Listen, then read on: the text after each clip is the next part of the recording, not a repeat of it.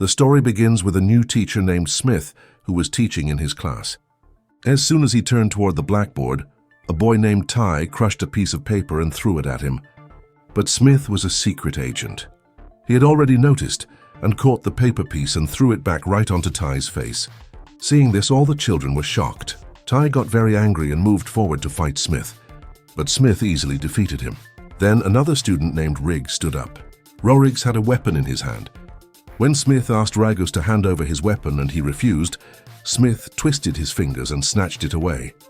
All the students in the class understood that messing with Smith could be very costly.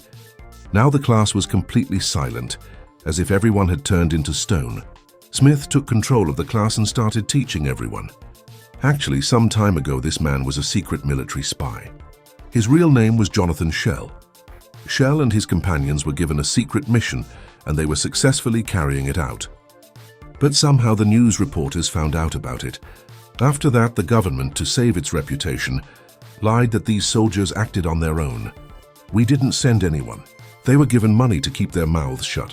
But now they could no longer work in the army because questions would arise again. After this, we see Shell's wife Jane in his hometown. She was a high school teacher who did her job very well. Jane was teaching her students peacefully in class, and all the students were studying attentively. But suddenly there was a lot of noise in the school campus. Outside, some students were fighting with each other. It looked like all the students were beating one boy together as part of a plan. Jane and another teacher, Sherman, tried to stop them. Sherman managed to stop the fight and save the boy. After that, Jane talked to the boy who had started all the hooliganism. Lucas was no ordinary boy. He was a powerful leader whose gang's name was Kings of Destruction. Jane tried to explain to him with love that all this was wrong. But Lucas was not affected by her words. Instead, he threatened Jane, saying, "Don't interfere in my matters, or you'll regret it badly." Then he left angrily. After this, Jane and Mr. Sherman went straight to the principal's office and told him everything. They said strict action must be taken against Lucas. How could he openly threaten teachers? But the principal refused, saying, "Where is the proof?" Now Jane left angrily, saying that she would bring proof no matter what it took. When Jane went to her car, all the boys from Lucas's gang surrounded her car. They had closed the car's keyhole with something like chewing gum. Jane kept trying to open the car, while all the boys made fun of her.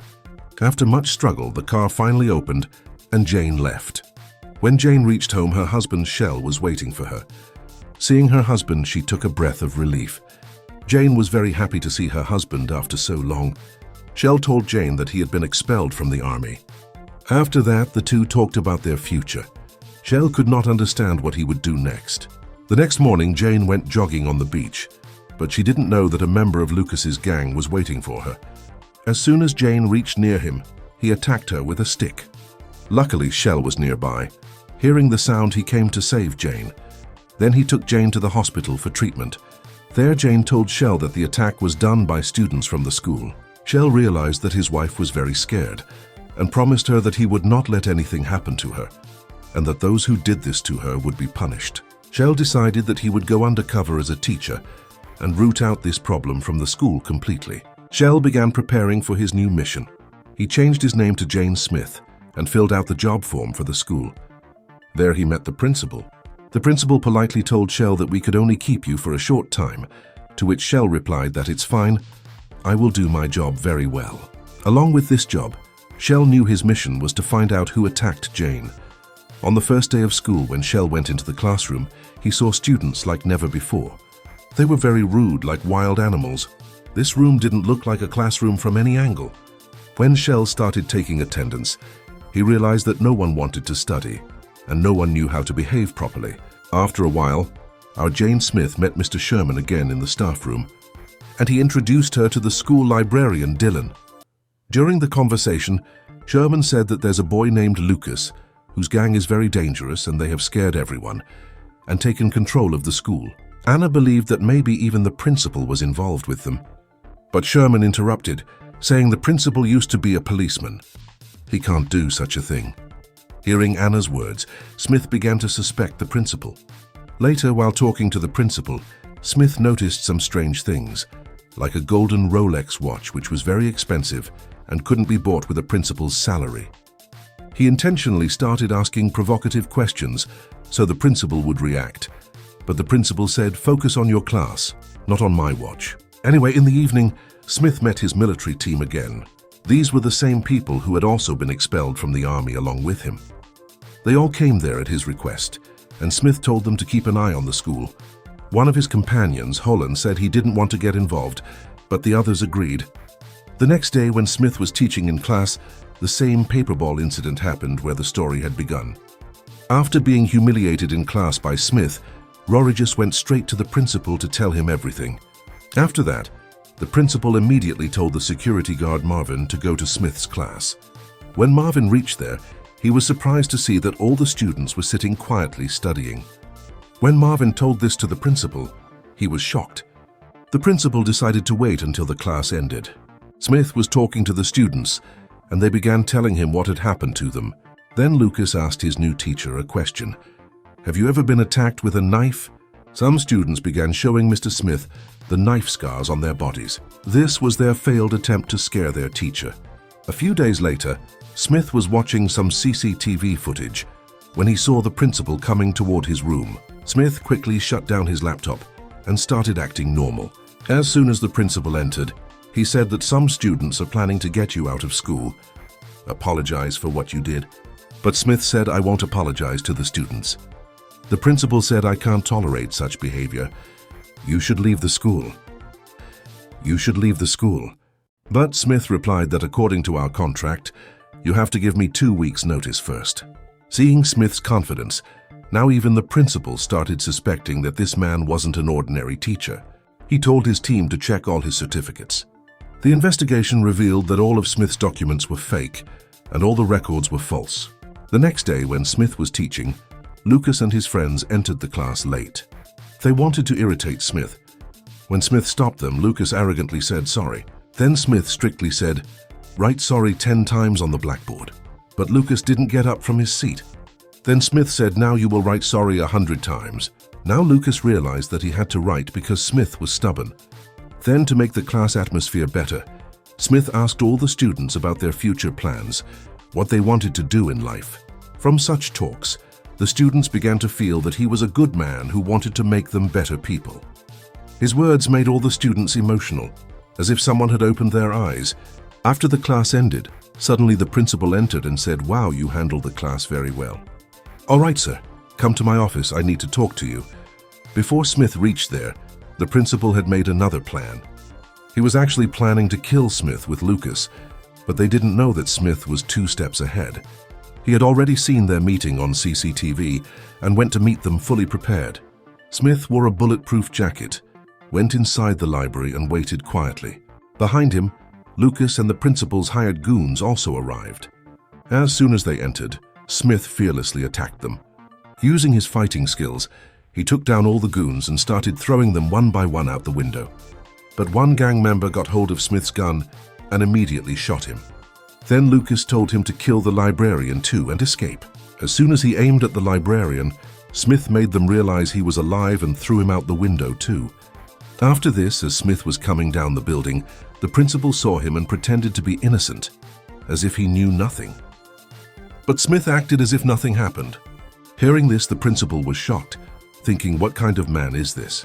There were gunshots and he says nothing happened.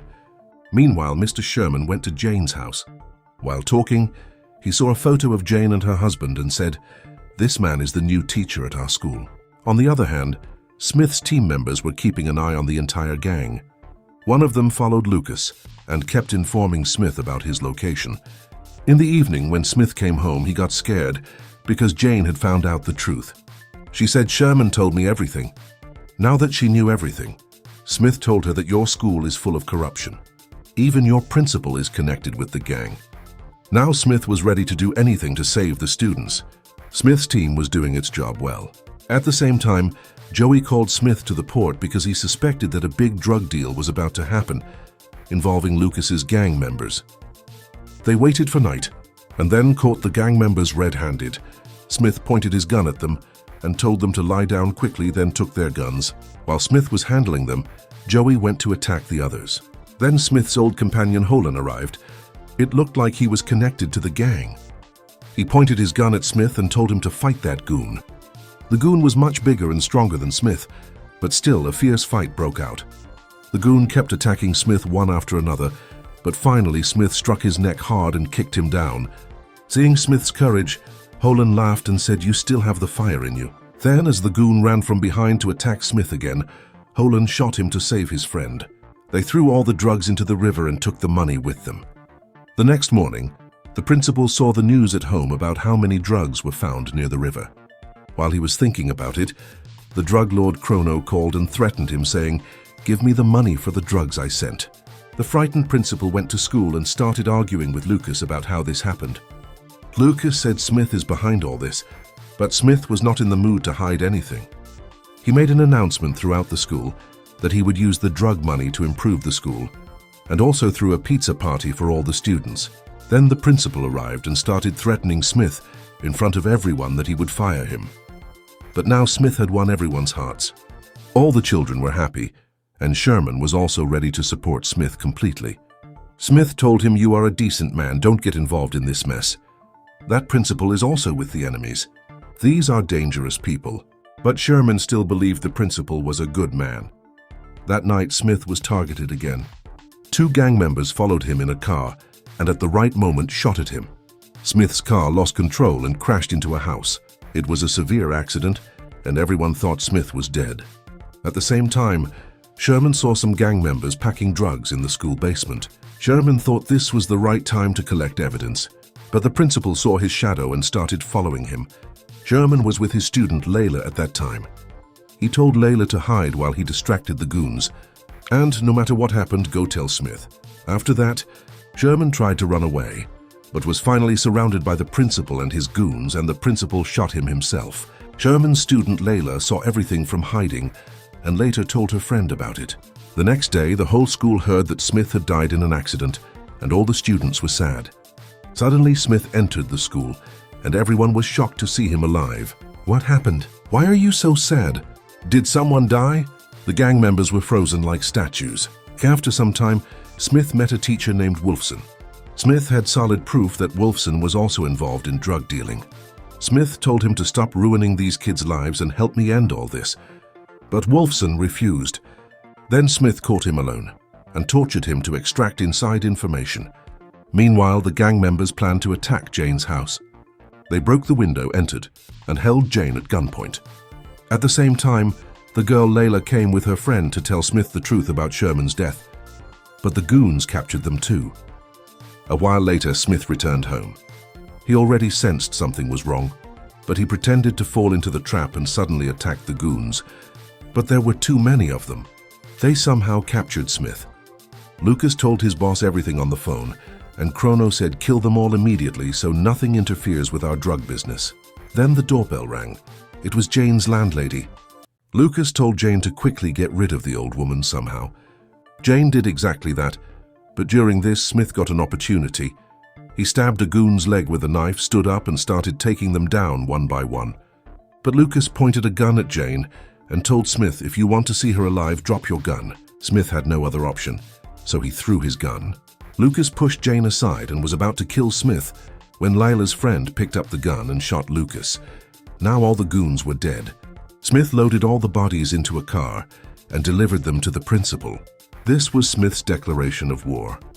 Now he and his entire team began preparing to storm the school. Soon the whole school turned into a war zone. Bullets were flying through walls. There were many goons, but Smith and his team were trained commandos, not amateurs. They started eliminating the goons one by one using excellent tactics. After a while, Holland captured the drug lord Chrono. He was about to arrest him when the principal shot him from behind.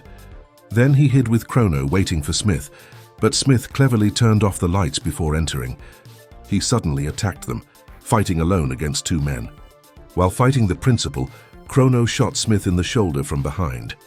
But before he could kill Smith, Holland, even while dying, shot Chrono to save his friend. Now only the principal and Smith were left. The principal quietly attacked Smith with a fire extinguisher, causing Smith's gun to fall. The principal quickly picked it up, but there were no bullets in it. After that, Smith killed the principal with his own hands, and finally, the school was freed from the rule of these goons. If you liked the video, don't forget to like it and subscribe to the channel. See you in the next video. To the channel. See you in the next video.